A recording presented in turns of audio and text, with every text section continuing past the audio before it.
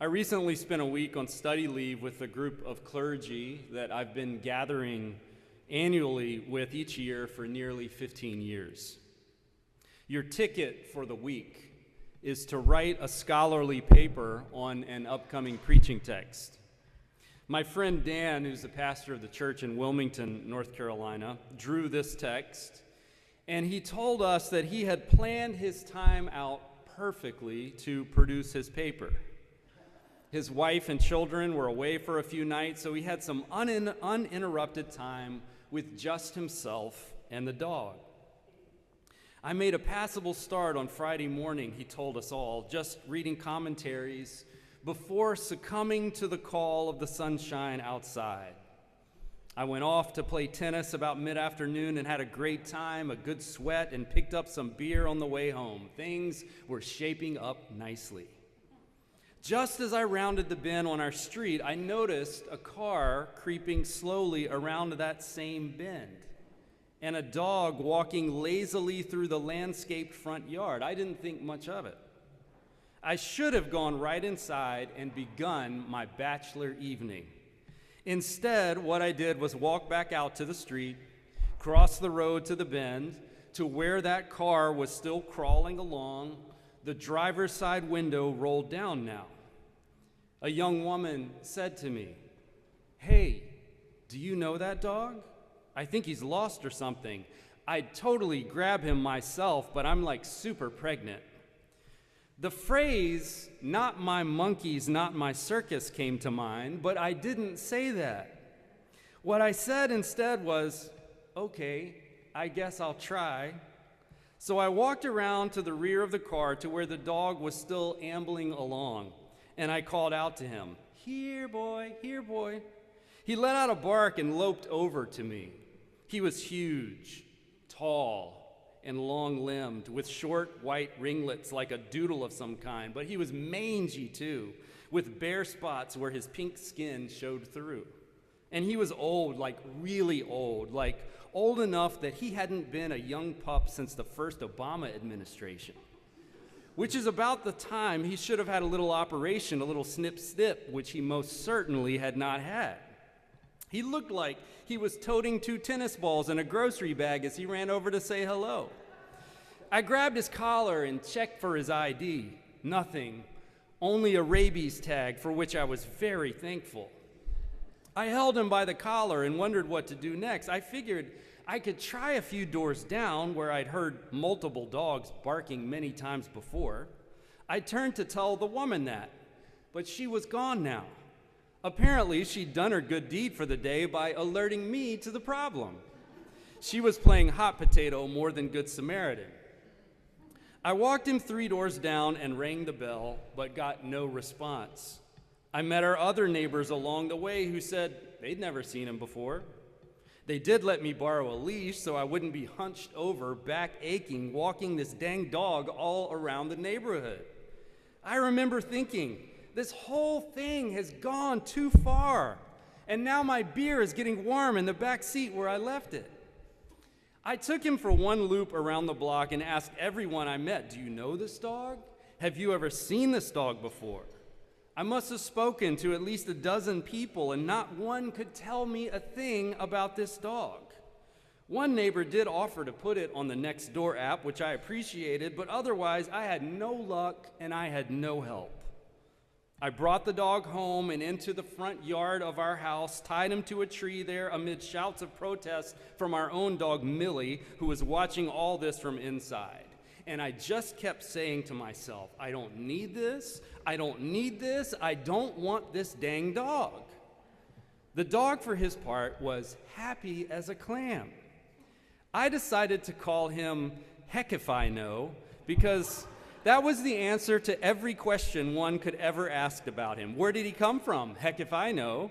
Where does he belong? Heck if I know. What kind of dog is he? Heck if I know. And above all, how did he become my problem? I finally took Millie for her walk, long delayed, and I drank a warm beer. In the morning, I discovered that it had rained on Heck if I know at some point during the night.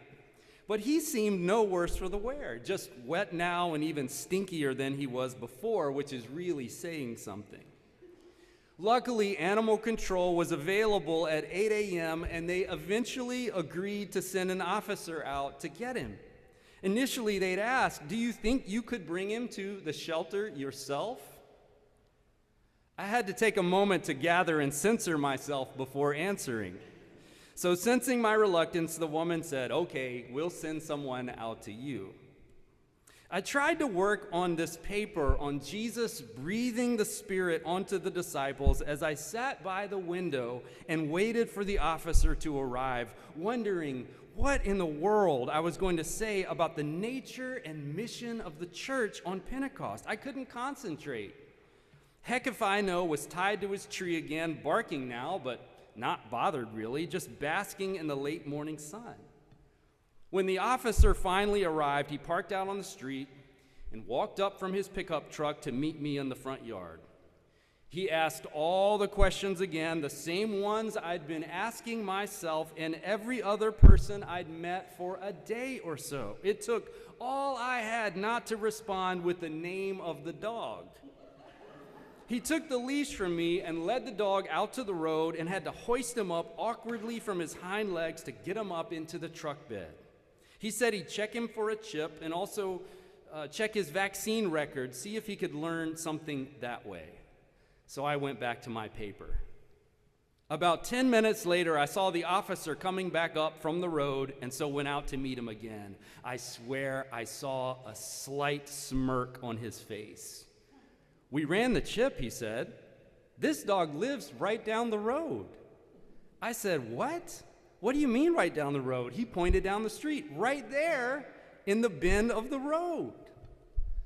So Dan asked us, what possible meaning are we to draw from the fact that I wasted an entire evening of my life playing caregiver to a dog who I felt it necessary to abduct from his own front yard, a dog who didn't need anything from me altogether now, heck if I know. And then he said, it hit me. We church folk, pastors especially, have a way of getting and staying busy with a whole blessed host of things that we're just absolutely sure the world needs desperately and couldn't possibly do without. And what's more, we spur on, or is it shame on, one another to all our righteous deeds, slowing down from life just long enough to creep up on someone else and say, "You should take care of that. That needs doing." But does it? Dan asks. What's striking about the text for today and John's gospel as a whole is that it is refreshingly, blessedly short on imperatives. Whereas Matthew's gospel ends with the tasks of the Great Commission, and Luke includes a whole second volume to tell us just what we should do with the busyness of the church, John does neither of these things. His portrait of the post-Easter Jesus is far more blessed assurance than it is Great Commission.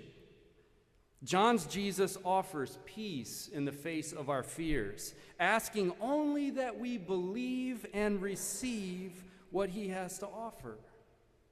He comes in fulfillment of a promise, his promise, not ours, that we may have life in him and have that life in total abundance. Verbs like believe, receive, and abide belong to the disciples in John's telling, and even the sending, the one verb in this text that might seem to smack of duty or task, is really nothing of the kind when understood in the light of John's whole gospel. To be sent into the world by Jesus is not to be given a list of tasks to complete, missions to accomplish.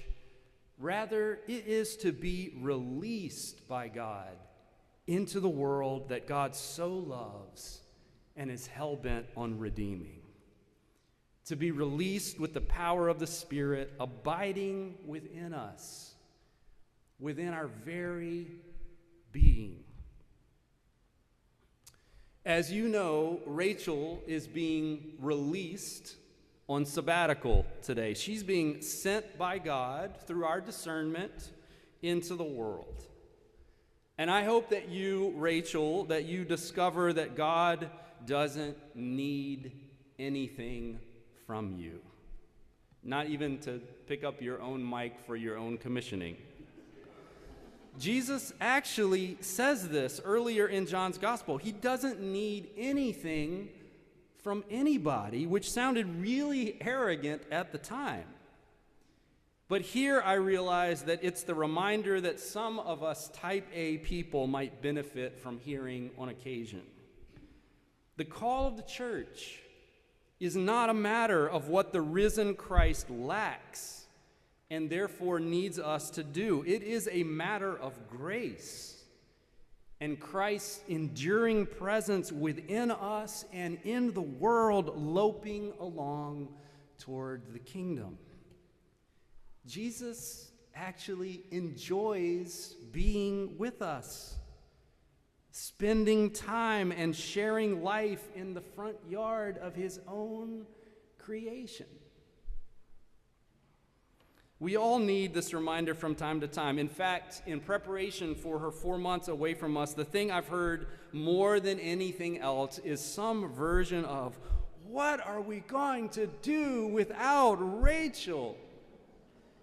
I know that the intent of the comment is both an acknowledgement of the countless ways that Rachel serves the church and an affirmation of her leadership. Her contributions to our church matter deeply.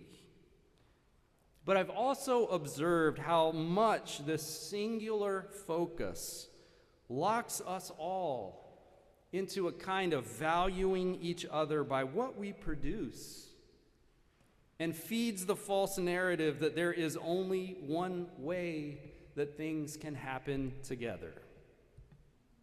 Rachel's absence, in fact, gives us the opportunity to discover again that we've been called into this church together not to prove our worthiness by completing a set of tasks, but to receive the gift of the abiding presence of Christ. The relationship that shapes and determines just what sorts of tasks and assignments we are called to take on in the world. We might even discover in the process that taking on some of the tasks that somebody somewhere told us we absolutely had to take on is kind of like rescuing a dog from its own front yard. A dog who was happy before we got there. One of the amazing experiences that I had on my vacation last week was visiting Wittenberg, Germany, where Martin Luther nailed his 95 Theses to the door of the Wittenberg Church, launching the Protestant Reformation. I got to worship in the church where Martin Luther once preached and is now buried, and I sang A Mighty Fortress very loudly, I might add. It was awesome. Now, I know that there's a lot that needs to be critiqued and some that needs to be condemned with Martin Luther. But one thing that Martin Luther got right was recognizing that any positive change that had happened in the world as a result of his efforts was a result of God's grace working through him. I simply taught, preached, wrote God's word, he said. Otherwise, I did nothing. And while I slept or drank Wittenberg beer with my friends Philip and Amsdorf, the word so greatly weakened the papacy that no prince or emperor ever inflicted such losses upon it. I did nothing. The word did everything. Friends, the church is an important recipient of that gift. The Word who breathes the Spirit into disciples to center them in their very being. Human beings, loved and claimed by God and given everything we need to share this treasure with all people, not as a burdensome task, but as the thing that saves us and would save us all. When we rediscover it, work itself sort of ceases to be work. It just becomes life lived in grace, a gift to us, to each other, and to the world.